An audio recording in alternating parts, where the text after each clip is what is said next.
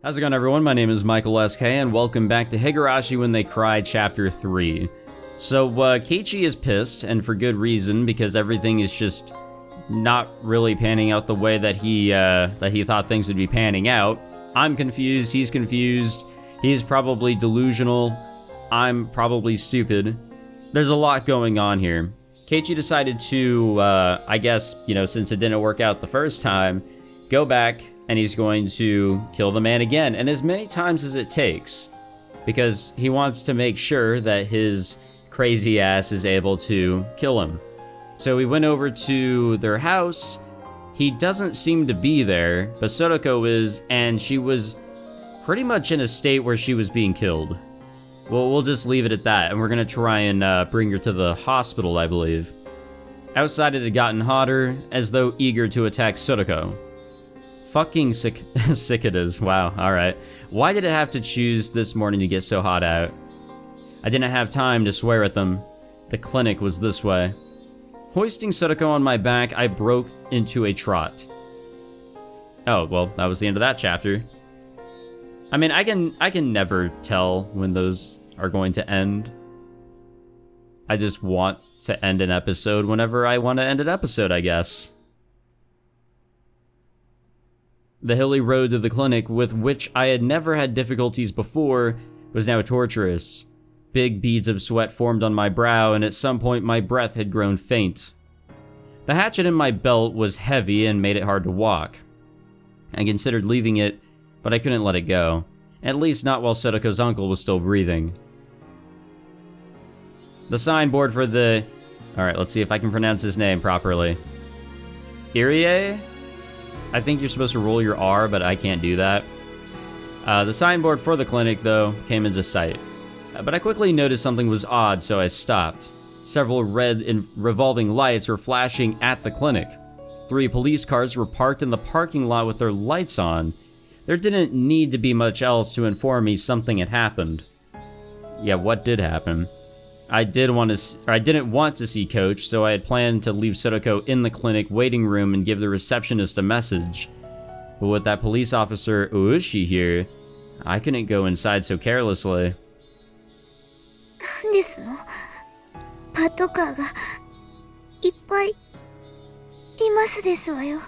Damn, if she didn't look dead before, she definitely does now. At least dead inside, don't get the wrong idea. I gently put Soroko down in the shade of the thicket.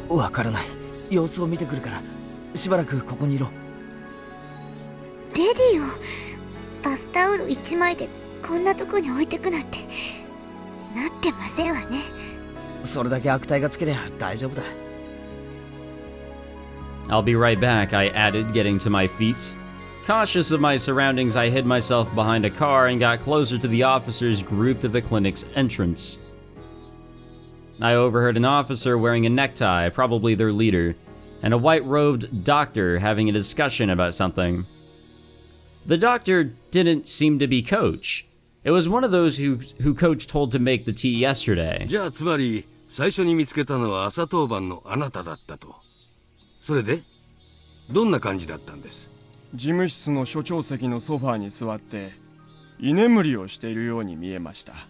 De 机の上に水差しと空き瓶になった睡眠薬があったんで、あなたはすぐに睡眠薬で自殺したんだと考えたと。それで高熱と瞳孔の拡大に重度の意識障害も見られました。睡眠薬中毒の典型的な重症例だと思いましたので、直ちに対応に入りました。警察も救急も呼ばずに？ここは病院で私は医師ですよ。生命が危険な状態にあるなら、直ちに治療して当然です。ああ、まあいいから。それで？呼吸が不正常だったので、人工呼吸を施しました。合わせて呼吸刺激薬を投与。効果が出なかったので、人工呼吸器の準備をし。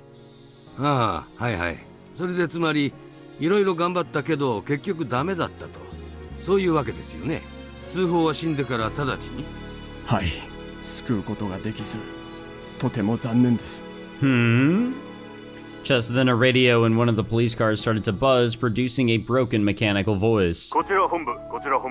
小宮山さん、聞こえますか？どうぞ。もしもし、小宮山です。ああ、お疲れ様です。睡眠薬での自殺みたいですね。遺書の類はなし。Suicide? What the heck were they talking about? Someone had committed suicide at the clinic. But who? I have a bad feeling here. I wished Takano-san dead and she died the next day. And yesterday I wished Coach was dead. And then, could he have... 普段から睡眠薬を常用していたとかは。あまり知りません。日頃、疲れたとか死にたいとか、そんなこと言ってました？ I mean, I tend to complain like that. 入江先生は普段からああいう性格でしたから。Oh, fuck. とてもそんな風には。So I was right. Irie-sensei. They were talking about Coach. Coach killed himself. Why would he do that? There couldn't have been any reason he wanted to die. The only reason that came to mind was that I wanted him dead. That could have been coincidental. Same thing with Takano-san, because we kind of knew that she was going to die. This world was insane. If I wanted someone dead, they'd die. That was the kind of world this was. Then what about Ushi? What happened to him? If people really died because I wanted them to, then something should have happened to him too. Okay, if he's dead, which I highly doubt, then I'll start to believe that something's fishy with everything that Keiichi is wishing. What? 了解しました。じゃあすいません。こっちに今応援が来てるそうですから、現場はこのままにしておいてください。おい、行くぞ。The officers nodded and split up into the patrol cars. Did they just say searching for Ueshi's car? Searching for his car. That meant he had gone missing? Takano-san, Coach, and Ueshi. When I wished for it, the very next day, they disappeared. No matter how angry you were when you said you wished someone was dead, it didn't normally happen. Everyone knew just wishing for it wouldn't make them dead, and that's why people could utter such curses so lightly. But the curses I uttered were being granted. At the time, I hadn't been walking, and yet... Tap. I heard a footstep. And it wasn't only one this time. Tap, tap. They came from behind, and they stood right behind me, reaching a hand for my shoulder. Who was... Oh. 一体何事なんですの？さとこか。脅かすなよ。驚いたのはこっちでしてよ。いきなり大声を出さないでくださいまし。It was Soroko. Her eyes were still unstable and focused, but she seemed able to at least walk on her own now. She looked far better now compared to her earlier exhausted state. 具合はどうなんだ？もう大丈夫なのか？まだ頭が痛いですけど、いつまでもこんな格好で表にいられませんもの。She gave a smile, a show of courage, but her legs were still shaky. それより、これは一体何事なんですの？ Honestly, I'm not entirely sure myself. I think 2 big-ass bombs just got dropped. 今、警察が話してるのを聞いてた限りじゃ。監督が自殺したらしい。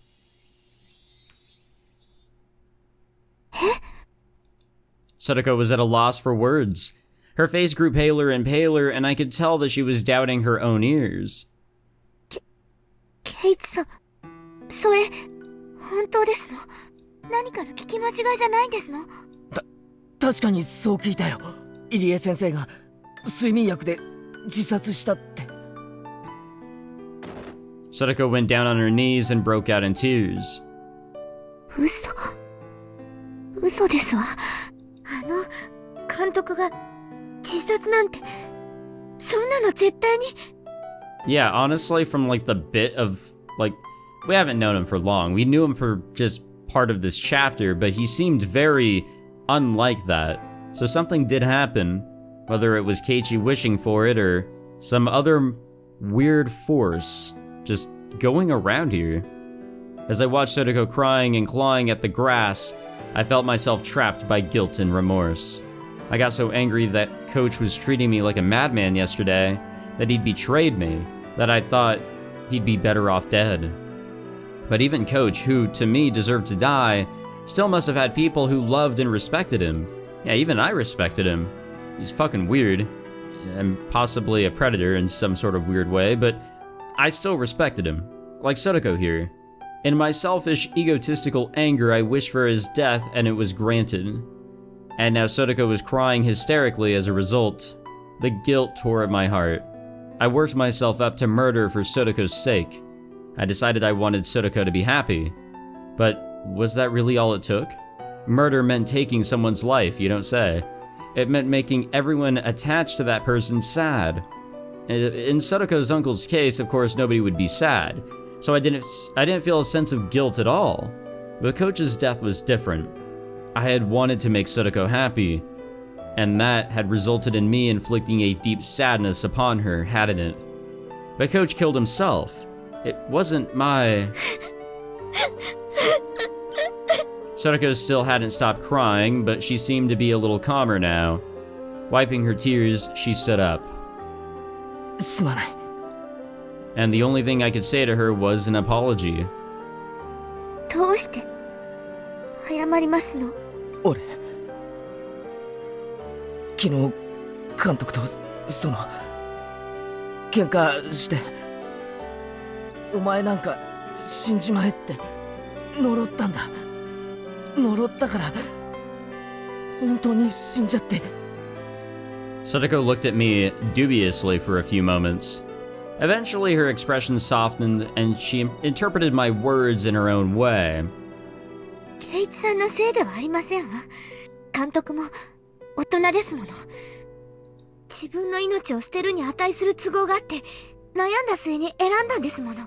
You know, now's not really the time to point this out, but the bruises that are on Sotoko's sprite here really bring me some pain. 誰のせいでもありませんわ。 She smiled a little, trying to comfort me. いつまでもこのままでいたくありませんわ。服が欲しい。いいのかよ。診療所に行って見てもらった方が。服を着てから見てもらっても別に死にはしませんわ。 Sotoko readjusted her bath towel and started back along the path. Her stride was wobbly, and it didn't look like she'd recovered as much as she let on. So I guess we're just going back to the house? I guess.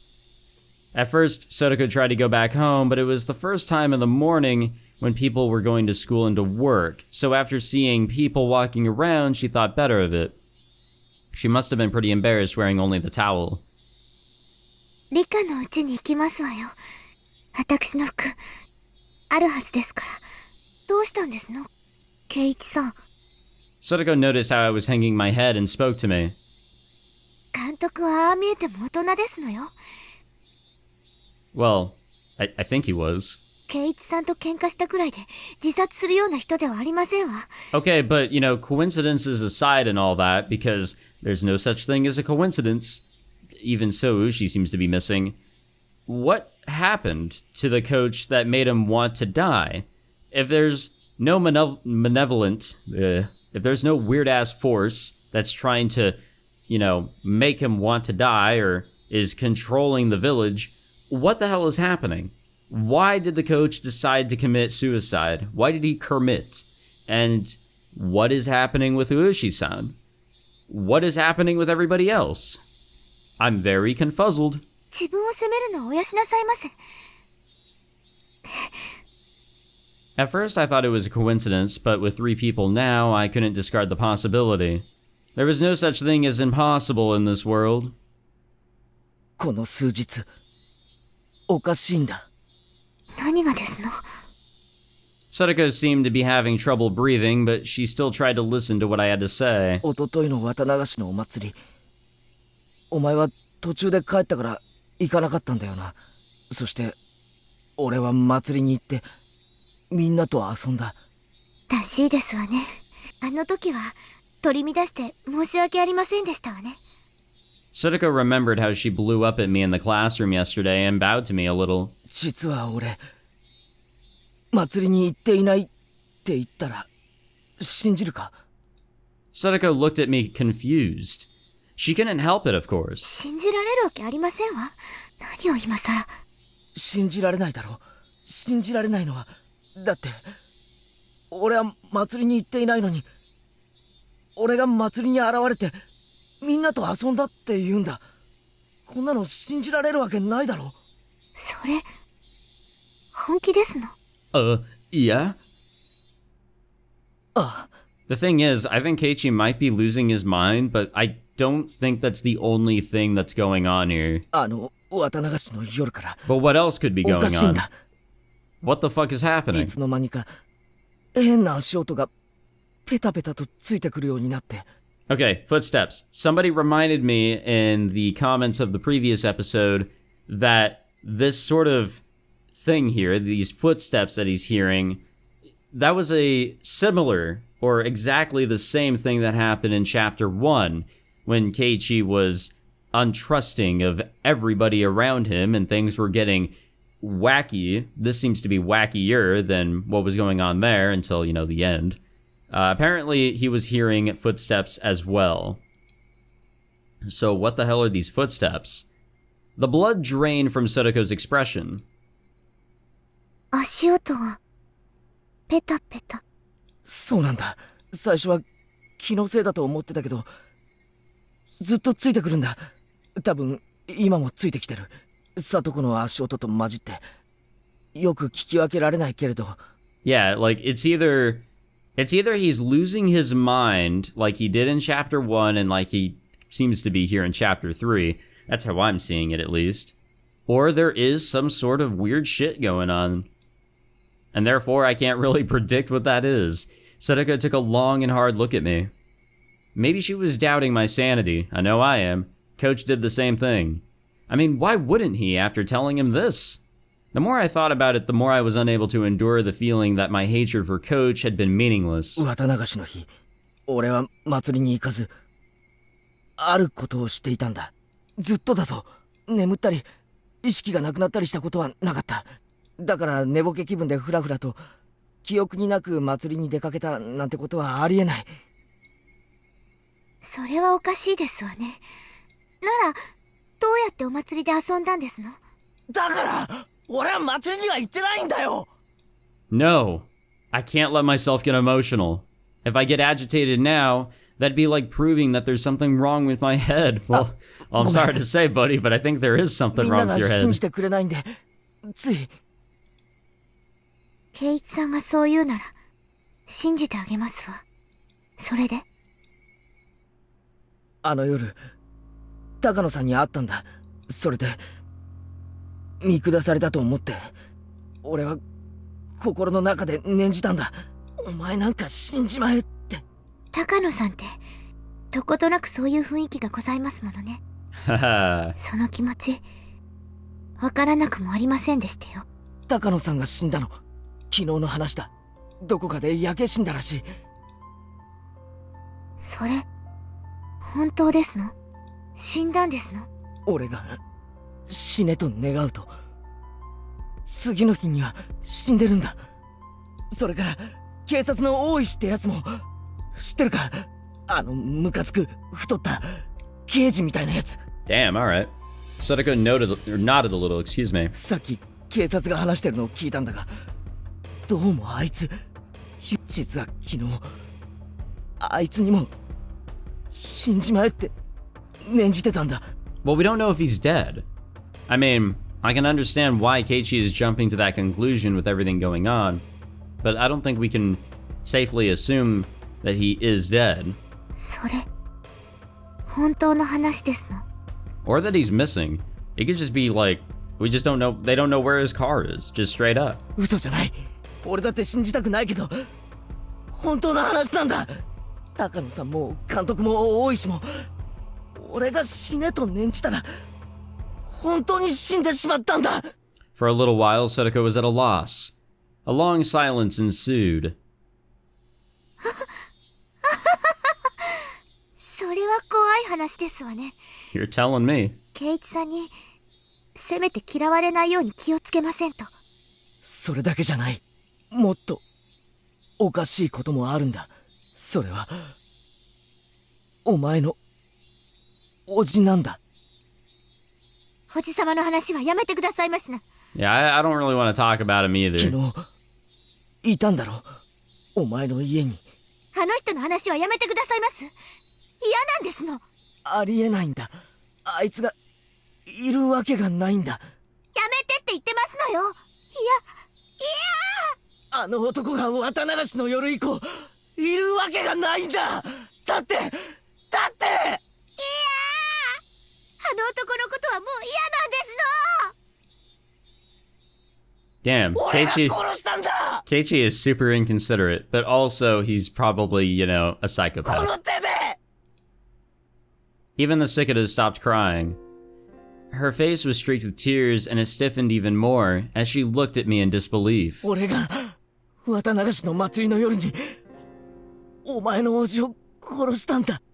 だからお前の家に帰ってくるなんてことはありえないんだ。 But still, he went back. And last night he found fault with the dinner you made him, yelled all sorts of things at you, and then basically boiled you in the bathtub. That couldn't possibly have happened. だから俺はあの男を確かに殺したという証拠を確かめるために埋めたが、そこには死体はなかった。こんなことがあり得ると思うか。確かに殺したのに死体がないんだ。そして何事もなかったかのように帰宅してお前の前に。こんなことがあっていいはずないだろう。 Sadako's entire body stiffened. She was shrinking away like there was someone in front of her about to hurt her. お前も俺のこと頭が変になったって思ってるんだろうな。 Yes. 無理もないさ。俺だって信じられない。圭一さんはきっと偶然呪った人が死んでしまったんで混乱してるだけに違いありませんわ。 Coincidentally. 監督の自殺にショックを受けて気が動転してるだけなんですのよ。今日はもう学校を休んでお家で休んだ方がよろしいと思いますわ。私はもう平気ですから、どうかご自分の体を大事になさいまし。 Okay, she's scared of us. Sadako spoke like she understood me, but she also told me to go home.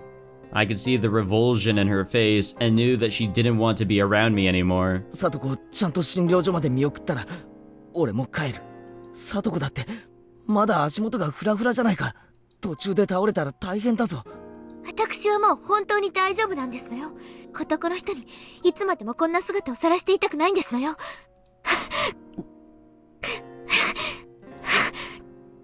She wobbled up the shrine steps, looking like she was about to fall. I immediately ran up to her and helped her stay on her feet. But then Sadako promptly jumped away from me. That outright rejection hurt a lot. Once she got to the top of the stairs, her breathing was ragged, and she wasn't even looking at me. At this point, I was being ignored. Well, it was more like she didn't want to have anything to do with me. It really was a feeling of rejection. And that hurt my heart more than any blade could have.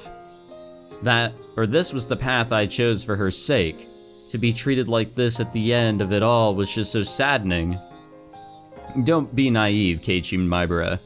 You never wanted to be repaid in the first place. You didn't do it so that Sadako would thank you. You did it so Sadako would be happy.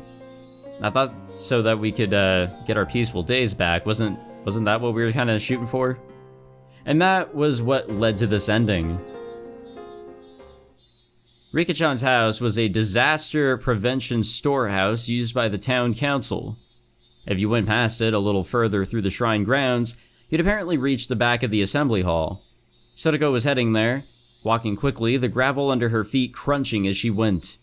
Did she want to get there as soon as possible, or did she want to run away? I couldn't tell. And then I heard the vigorous sound of wings flapping. I turned around and saw a crow. I hadn't seen many crows since coming to Hinamizawa. I saw them a lot in my old town, though. On garbage day, they'd flock to trash collection points, peck through the bags with their beaks, drag out the contents, and have a feast. As I was remembering that, I saw a few crows flocking around the shrine's donation box. Why? And I thought how terrible it was for someone to leave a garbage bag in a place like that. The cicadas quieted. Breathing stopped. Thoughts ceased. Even time came to a halt. I ran over to where the crows were flocking. I ran there in order to drive a horrible idea out of my mind. I definitely hadn't wanted this. There's no way I would ever wish for this even by mistake. This was not, oh God, what is this? Oh no, bro. What happened? What happened here? When they noticed my vicious approach, the crows all flapped upwards, fleeing into the sky. When the crows' big black bodies flew away, they exposed the garbage bag. Well, Keiichi, I don't think that was a garbage bag. Oh no!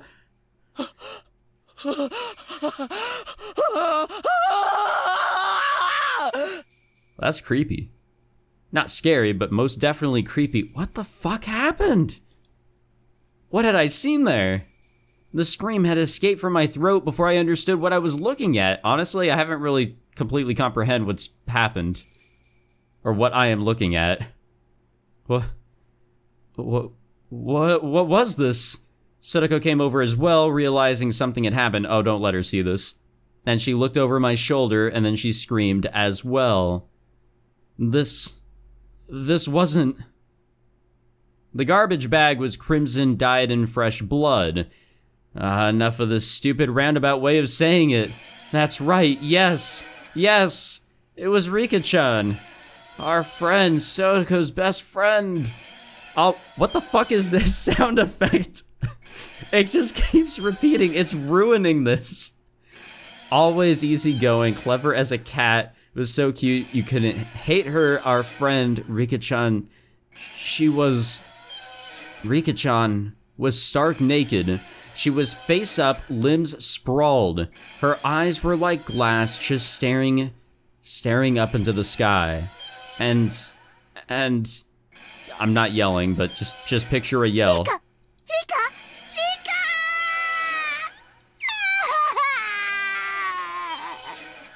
Sadako broke down crying on the spot, and yet she still couldn't approach her friend's remains. The crows had gotten through the garbage bag and they dragged out an apple peel and spread it all over. No. Crows, they couldn't do this. Oh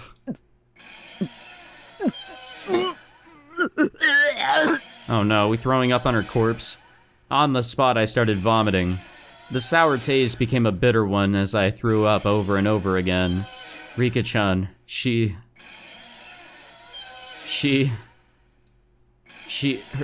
oh, dude, what the fuck? No. No.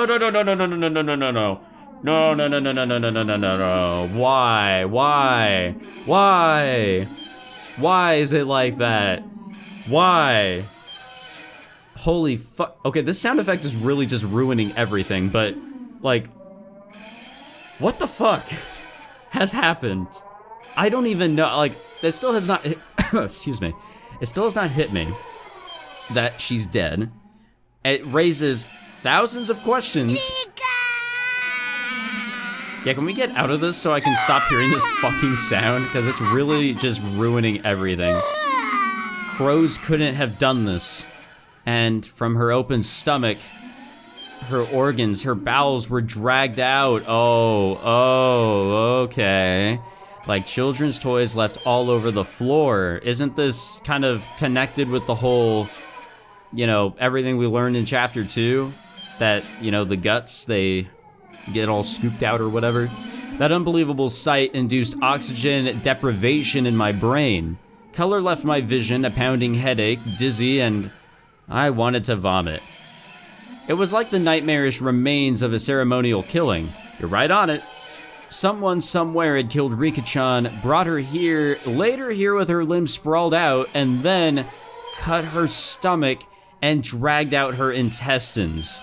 Red and pink viscera were sticking out of her gut. and her intestines were scattered in every direction like it had been for fun. The entire ground was covered in an ocean of red and black. A few of the crows had hopped around inside that ocean. That's not right. They walked through the sea of blood, leaving bloody footprints. And those footprints, there were several still left on Rika-chan's body. Those sinister prints made it seem even more like a bizarre ritual killing. I may have wished for Takano-san and Coach and Ueshi to die, but I didn't remember ever wishing for Rika-chan's death. Why is this sound still playing?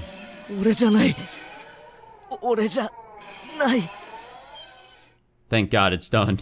That was really just ruining everything there. Like, they could have just had some spooky ass, song playing in the background. They kind of did here and there, but no, just gotta have that fucking messed up, fucked up, many of the strings totally fucked up and probably unusable violin just completely, repeatedly, I guess I should say, playing that tune every time. That really ruined it. But holy fuck, what happened? I'm still at a complete loss for what the hell we just witnessed. I stumbled backwards and then stepped on a newspaper. A newspaper? Oh, wait, yeah. That's actually in the next line. A newspaper in a place like this. Why is there a newspaper? The newspaper was what was covering my hatchet. Oh. I had kept it wrapped up on my belt in order to carry Sotoko. And that newspaper had fallen off. Sheesh, don't scare me like that. I bent down to pick it up, and then Sotoko looked at me with such disbelief as I'd never seen and froze. She was looking straight at me. And at the hatchet on my belt. Oh, fuck. Well, it's not what it looks like. But what if it was? What if it is, what the coach thought? Multiple personality disorder. We go sleepy, and another us comes out with this hatchet, murders Rika, washes said hatchet, puts it back. So then, present day Keiichi, the one that we've been following, he gets up early in the morning, stretches, probably yawns a little bit, and he decided that he was going to go and kill her uncle again. Is that far-fetched? I don't know. Sotoko, trembling madly, backed away. Okay, it wasn't the Keiichi we know, if anything. She didn't care at all that she was exposing herself through the towel. She just trembled and tried to step back from the demon in front of her.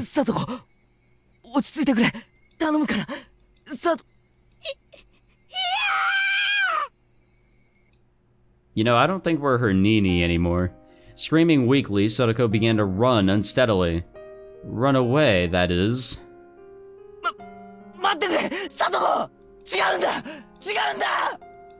The way she ran away, it was so weak, so slow.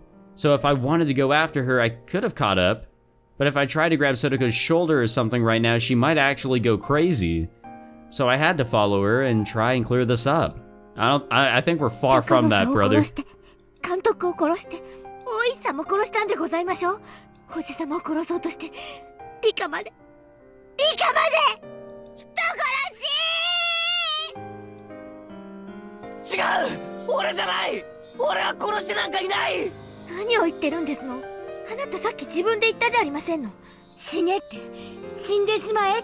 Okay, but there's like a huge difference from wanting them to die and actually committing the murder.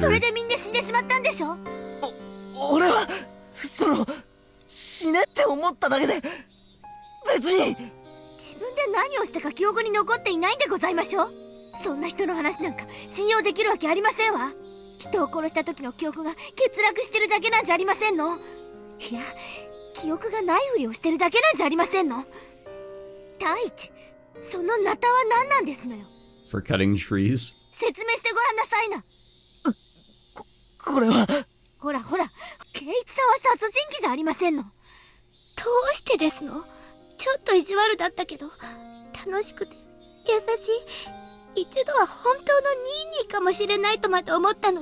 Oh, now it's really gonna hurt. I might have been able to slowly answer each one of Sotoko's questions at a time, but in this situation, explaining my innocence in such a short period of time was impossible. I mean, I didn't even know if I was really innocent anyway. Oh, now we're starting to doubt ourselves. At the very least, I killed Sotoko's uncle. There was no body, but I killed him. Without a doubt. At that point, I was far from innocent. And I wish Takano-san, Coach, and Ueshi were dead, and that curse of mine was granted. When I wished for Takano-san to die, I didn't think of it as anything more than a normal thing you'd say to someone you didn't like. But then she actually did die, and I realized that if I wanted people to die, they would. And hoping it would happen again, I cursed Coach and Ueshi to the same fate. So even ignoring Takano-san's death, Coach's and Ueshi's were completely premeditated crimes, Was I a killer, just like Sotoko said? Was I unable to distinguish between illusion and reality, and turned into a demon without remembering it, becoming a killer who carried out Yashiro-sama's curse? No, that couldn't be. It was impossible. Ah, damn it. The very word impossible was impossible in Hinamizawa right now. How many freaking times have I said that word these past 3 days? Sotoko had started crying again, and was walking unsteadily. At first, it felt like she was still running, but now it was like she was walking away, crying from someone bullying her. どうしてこんなことになってしまったんですの？どうして If there was an answer to that, then I wanted to know it too. Why? Why had it turned out like this? ニーがいなくなってずっと寂しかったけど、圭一さんが転校してきてくれて、またみんな明るくなって、楽しくなって、毎日が光ってたのに。Yeah, she was right. Those days were bright and beautiful. And yet, after that, Sotoko and I shouted the exact same thing. どうしてこんなことに。 What is this, a fucking musical? What the hell? The cicadas were sneering at the spectacle, our strange game of tag. Ah, shut up. Eventually, I heard the murmuring of a stream. Oh, hey, a bridge. The forest parted and a suspension bridge appeared. Well, this looks familiar. Sotoko was crossing dangerously, wobbling as though she might fall at any moment. And when I stepped onto the bridge, it swayed a lot, causing Sotoko to stagger and fall on the spot. 大丈夫か、貞子。近寄らないで。この人殺し。 Sotoko shouted, her hatred made very clear. It was sad. If words could cut, then this warmth flowing through my eyes or from my eyes would have been blood for sure. どうしてこうなってしまったんですの？ケンチさんのこと大好きだったのに。 I wanted to go up to her and give her a hand, but the distance between us was uncrossable. If I got any closer, Sotoko would start shouting again, and say things that would hurt me deeply again, so I couldn't approach any closer than this. 貞子、俺にもなんでこうなったかわからないんだ。でもこれだけは言える。リカちゃんを殺したのは俺じゃないんだ。それだけは絶対に。いい加減なこと言わないでほしいですわ。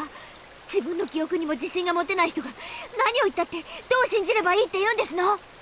I mean, I think our memories are intact. I just think there's other things going on. I tightened my hands into fists. This was mortifying. I wasn't crazy. Hinamizawa was crazy ever since I wandered into it, lost on that one night. This insane world where I was at the festival when I wasn't, and the uncle I killed was alive. Where death would just come by wishing for it. It was this world's fault. Mion and Rena started acting strangely, like they were possessed by something too, and Coach wouldn't believe anything I had to say. And even Sotoko, who I should have protected, was yelling at me like this. Was the price for killing a man supposed to be this high? Was I really going to be forced to stay in such a bitter world? I did the right thing. At least I wanted to. So then, why? I hated it. Every time I asked why, the days Sotoko and I enjoyed in peace went so wrong. サトコ、信じてくれ。俺は人殺しじゃない。 Okay, well, according to Keiichi, we kind of murdered somebody. There's no evidence of it, but, yeah. では、そのナタは何なんですの？納得のいく説明はできまして。To murder? このナタが怖いのか。じゃあ捨てるよ。それなら安心だろ。 Sotoko didn't nod, but she seemed to be in agreement with that proposition. I clumsily took the hatchet out of my belt and then dropped it over the side of the bridge into the stream below. 捨てたぞ。これで話を聞いてくれるな。武器を捨てたぐらいで気を許すと思いまして。圭一さんほどの方なら私を素手で絞め殺すなんて簡単でしょうに。 Like how I would ever want to kill Sotoko. You idiot. じゃあどうしたらいい？両手を頭の上で組んだらいいか？そうですわね。両手を頭の上で組んで後ろを向いてくださいます。 It was a cunning plan, much like the ones she used during club activities. Putting my hands on my head and turning away would mean I couldn't attack Sotoko very easily. I immediately excused me to her request. We accepted it, since it would make her feel better. これでいいか？俺の話を聞いてくれ。 Sotoko stood up and then carefully approached me from behind. And then she actually came right up behind me. She was so close, and yet I was so sad that I wasn't allowed to turn around. 圭一さんが悪くないのはなんとなくうすうす分かっていましたわ。え？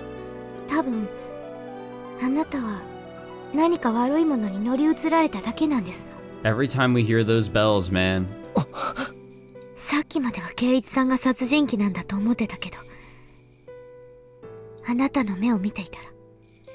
I could hear that Sotoko was still crying, but her voice was gentle just the same. 圭一さんが人殺しなんかするわけがない。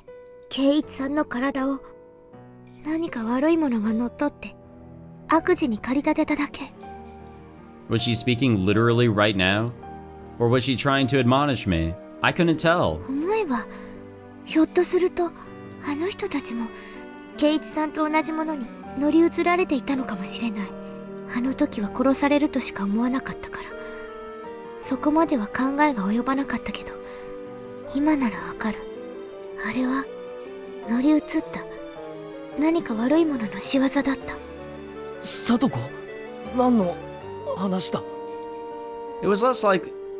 Excuse me. It was less like she was talking to me and more like she was talking to herself, like she was confessing at my back. わかってるんですの。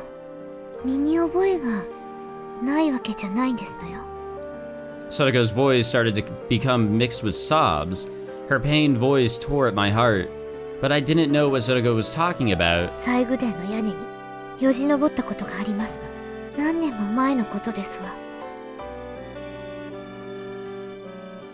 Are we getting a flashback right now? Really?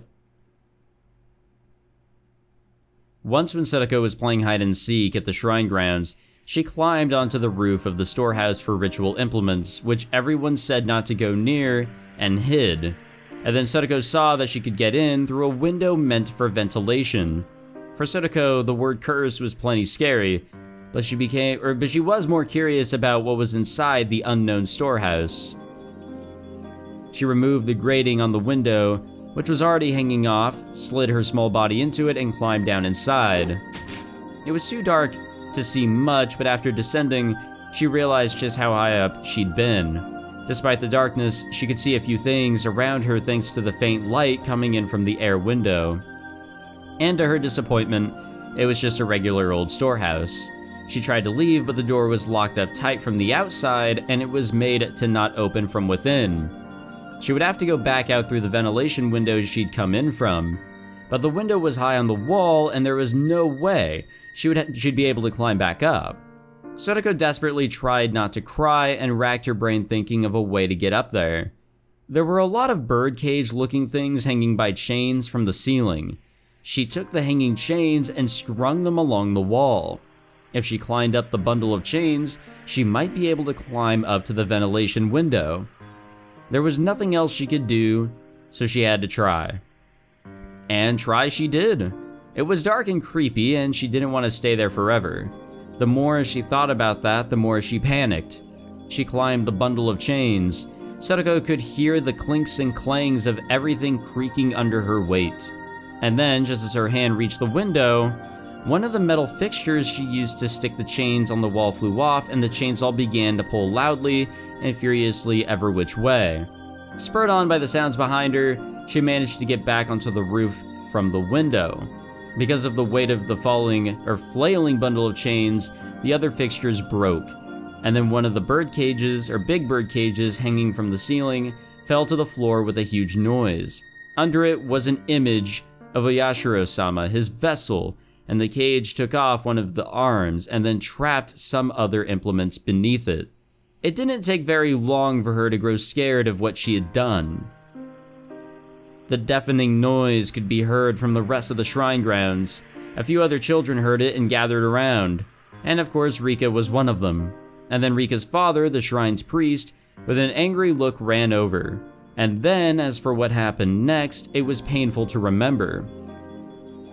The only one who knew where Rika's parents kept the key to the ritual storehouse was Rika. So he scolded her, saying that this happened because Rika pulled a prank and hid me in there.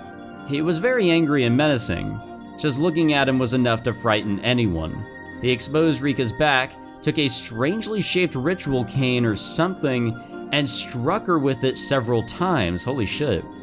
Rika's words at the time, "It wasn't me, I'm sorry, that pitiful voice, I still can't get it out of my head. I should have said it was me. I should have said so, to save my best friend from that false accusation, without being afraid of Rika's father's terrible temper." Rika gritted her teeth and cried, at the crime she didn't remember doing.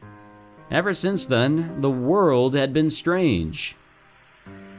わかってるんですの、私には。これは、お社様のたたりだって。あの時、最後伝を怪我して、親友を見捨てた私への天罰だって。お社様のたたり。父も母も、濁流に消えた。意地悪だったおばも死んだけど、誰よりも私を可愛がってくれたニーニーも、私を捨てて、家出してしまった。そして、圭一さんが転校してきて、やっと楽しい毎日が戻ってきたと思ったのに、今度は圭一さんが取り憑かれて、リカも殺されて。聞いたの私。お社様は、本当にたたりをなすときは、本人をすぐに殺さないんだって。親しい人から順に殺して、みんな殺してから、最後に殺すんだって。だから、圭一さんもたたりにやられて。きっと、今度はレナさんやミオンさんがたたられてしまうんですわ。そして、殺したり、殺されたり、もういや。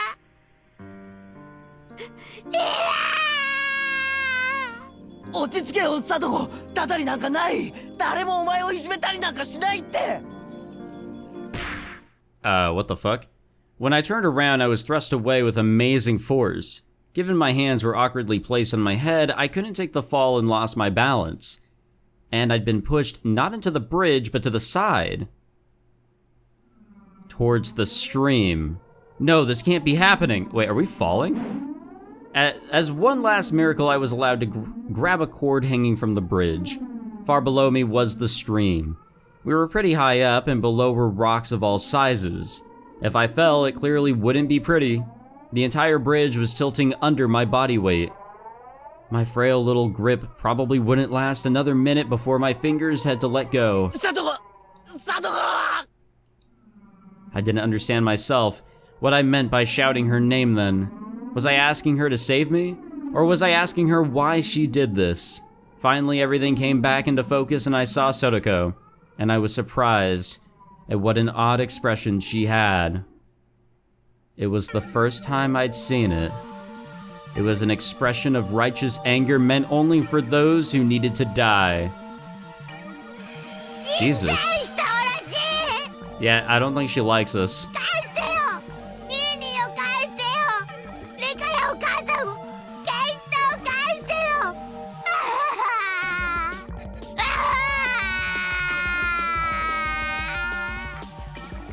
As she screamed, she jerked the bridge to and fro. She didn't have to do that. I was going to fall anyway. 私はお前なんかには負けないんですのよ。タタリなんかに負けてたまるもんですか。お前になんか絶対に負けない。みんなを奪ったお前に絶対に負けたりなんかしない。サトコ、これだけは聞いてくれ。I don't know what my face looked like at the time, but it seemed like it was enough to quell Sotoko's agitation. 俺のしたことは確かに褒められるものじゃない。いや、いけないことだったかもしれない。だけど、お前に幸せになってほしくってしたことだったんだ。それだけは信じてくれ。こいつ最後の最後でケイチさんのふりを。Sotoko didn't seem to have any more desire to listen to what I had to say, and for that to happen at the very end like this was tragic. お前に褒められたくてやったわけじゃなかった。お前に幸せになってさえもらえればよかった。俺たちはダメなんだ。お前が笑っていないとダメなんだ。だから俺が消えたら笑ってくれ。俺が死ぬことで新しい生活を迎えたならきっと笑ってくれ。それだけ約束してくれないか。喋るな。ケイチさんの口調で喋るな。落ちろ。落ちてし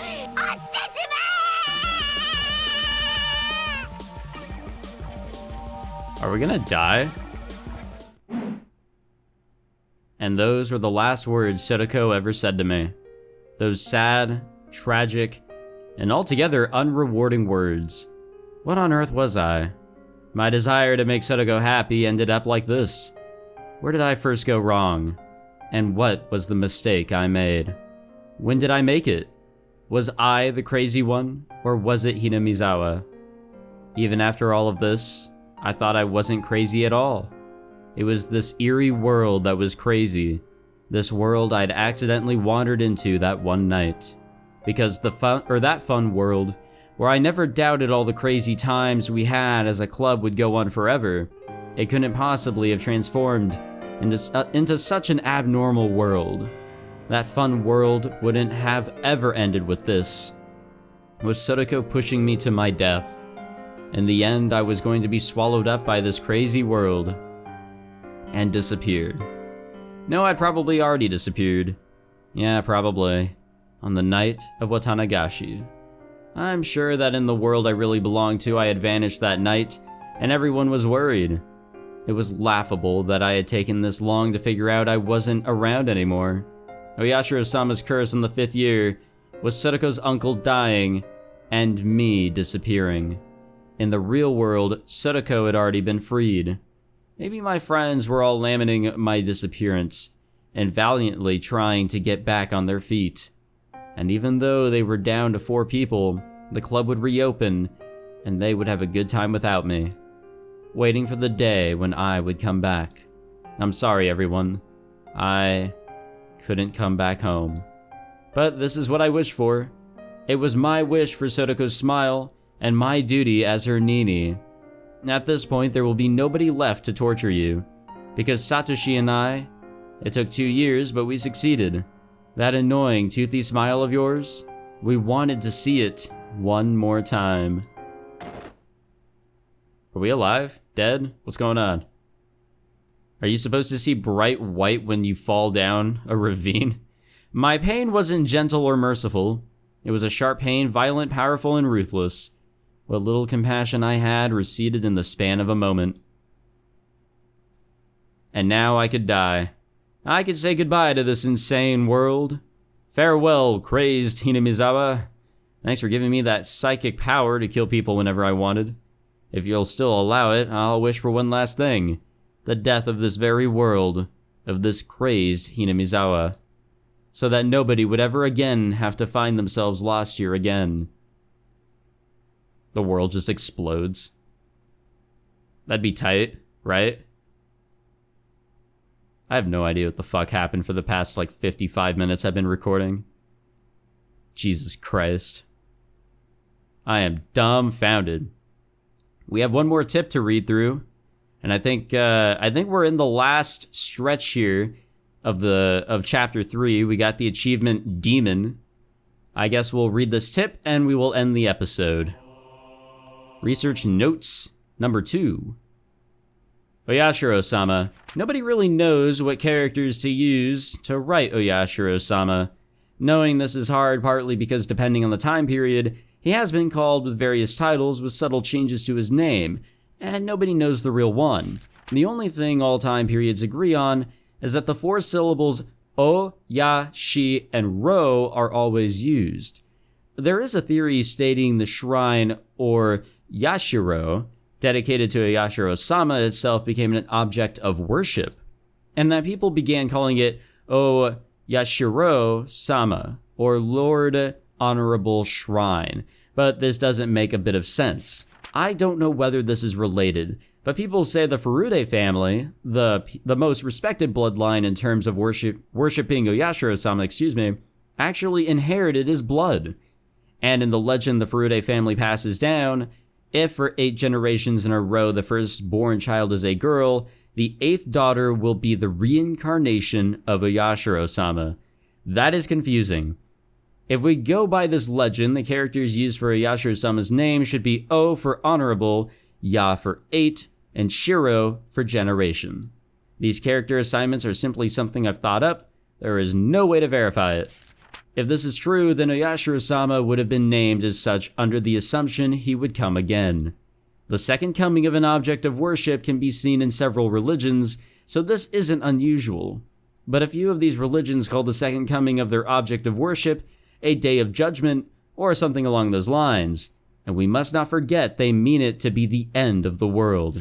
Rika Furude, pampered and loved dearly by the elderly folk of the village. The rumors say that she is the 8th generation, and Oyashiro-sama. I do not know the family tree of the Furudes, but at the very least I can confirm that for the past 2 generations, the first child has been a girl. Rika Furude watches over Hinamizawa. If the village were to lose her protection, what would happen? Would peace between man and demon be lost? Would it once again create a hellish landscape where man-eating demons run rampant? A gruesome feast of the demons who suddenly remembered how delicious the weak humans were, who would only cry, scream, and run for their lives.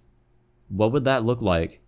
Just imagining it is enough to make my heart pound with excitement. I think that was Takano-san's research notes. Could be wrong. And I believe we got all of our tips. That would explain the achievement I just got. Works for me. Alrighty. Let's go to the next section here. And then I'll save it. Makes it easier to exit from the game. There seems to be more going on. We're still alive. We can hear the stream. So there's more to come.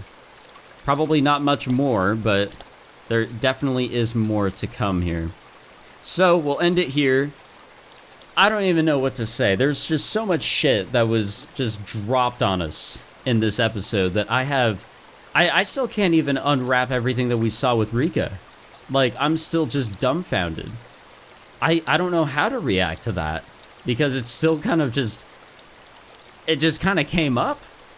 And it was just so sudden, out of nowhere, and I just can't believe it. I don't know what to say for that one. But I'll sort out my thoughts, and if the next episode is the last one, then hopefully by then I will have sorted out my thoughts, and I can really just say what I gotta say, but holy shit, you guys were not kidding when you guys said that things were just gonna get crazier, because I'm pretty sure like 9 different crazy things popped up in this episode. Thank you guys for watching this one. Hope you enjoyed.